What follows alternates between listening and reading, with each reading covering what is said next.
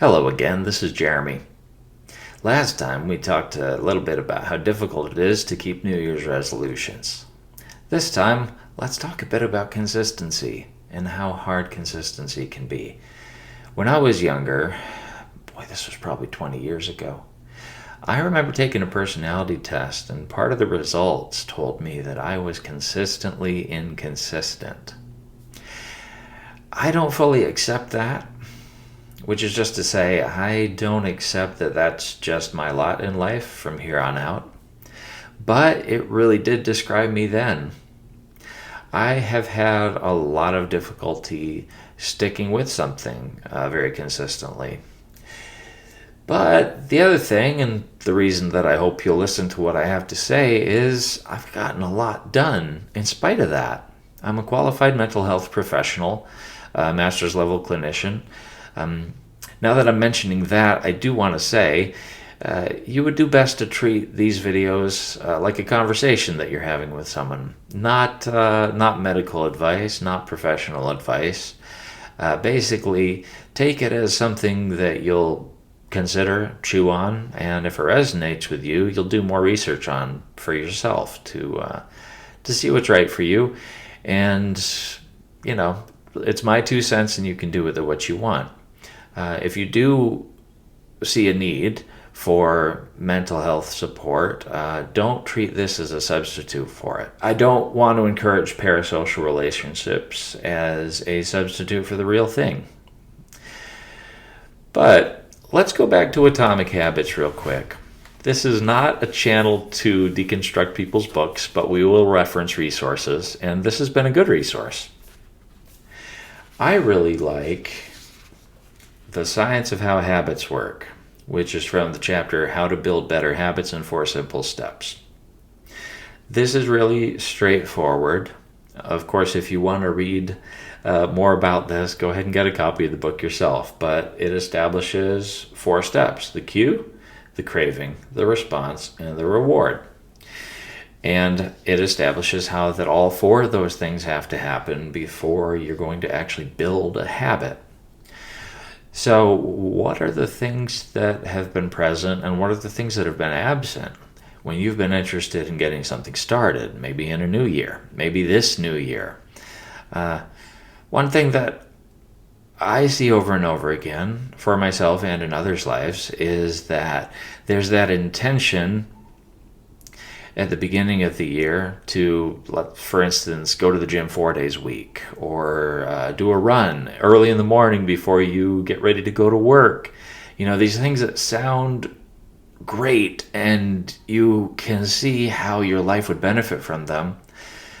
But sometimes they're also so idealistic that it's very easy for life to get in the way of them becoming a consistent habit. Hard to establish the pattern. We've heard for so many years, right, that you start establishing a real habit by sticking with it for 21 days. And that's just starting to firm up a new habit. 21 days is a lot to reach for sometimes, especially if you have to take care of someone who's sick, or you get sick, or you have to take somebody to the airport during an inconvenient time of day. Or maybe you have to show up to work early one day. And then as soon as something gets in the way of being consistent with what you intended to be your new habit, then the whole thing's out the window. Watch for that, because falling off doesn't have to mean that you stay off. But it seems like for plenty of us, we've learned to associate that first instance of falling off with proof that we can't stick it out. We can't do the thing that we set out to do. We don't have it in us to be consistent. So one thing that I'll hammer over and over again on this channel is coming back to center, coming back to square one, and not seeing square one as an indicator that you've lost all your progress. Going back to square one can also mean getting back to basics. It can mean getting your head focused again. It can mean refocusing on what's most important. It doesn't have to carry the same connotation as relapse. So try to keep that in mind as we get this started.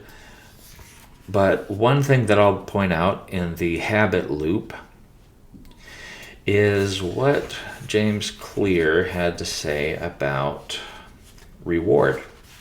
Rewards teach us which actions are worth remembering in the future. Your brain is a reward detector.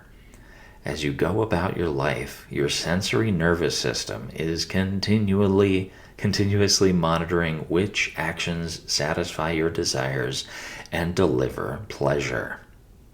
Feelings of pleasure and disappointment are part of the feedback mechanism that helps your brain distinguish useful actions from useless ones.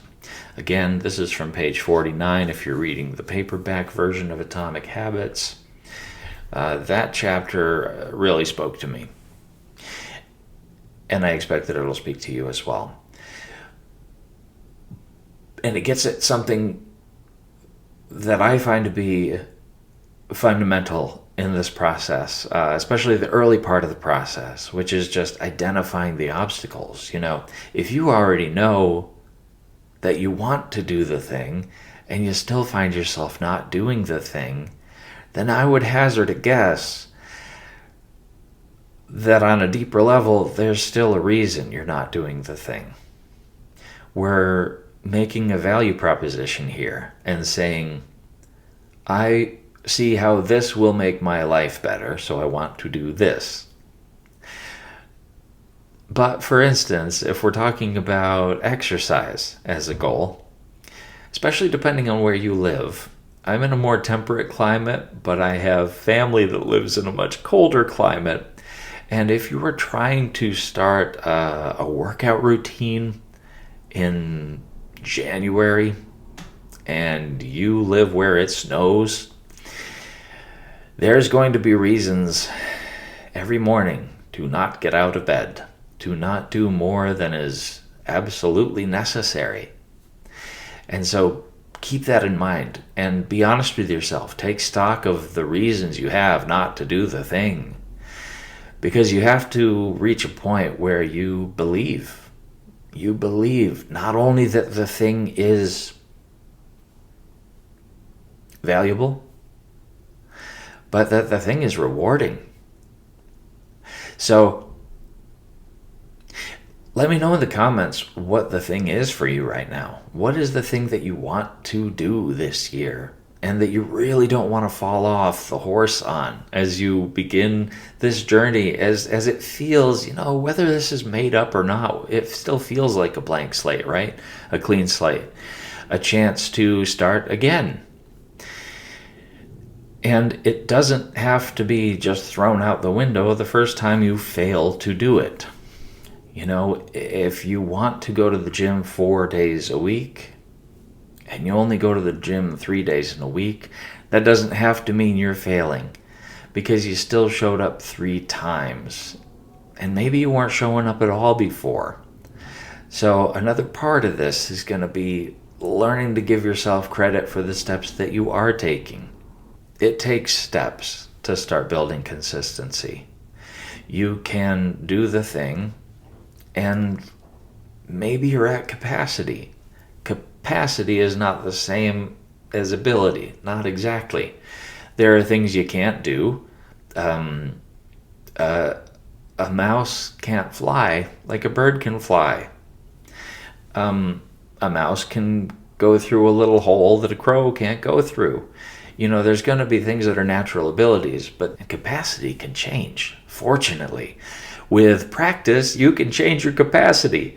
A marathon runner doesn't just wake up one morning after falling asleep on the couch eating corn chips and think, I'm going to be a runner today, and then immediately start running a marathon and then finish it. That's not how that happens. You have to approach a thing with dedication, determination, yes, but you also have to practice to even build up a capacity. So for now, consider whether maybe the goal is lofty because it's idealistic. Doesn't mean you'll never get to that point, but what if the reason you've set the goal so high is also the reason you're not going to make it? Right now, I mean. I'm not trying to convince you to give up. It's actually the opposite. I'm saying if you're going to be disappointed in yourself for falling short of perfection, then don't make perfection the goal right now. Because good is better than perfect. And when I say that, I mean showing up is better than convincing yourself not to show up. Let's leave it there for now. But again, drop a comment to let me know, well, that you subscribed, but also let me know what your goal is that you're working on right now. What's the thing you really don't want to give up this time? And I will talk to you soon.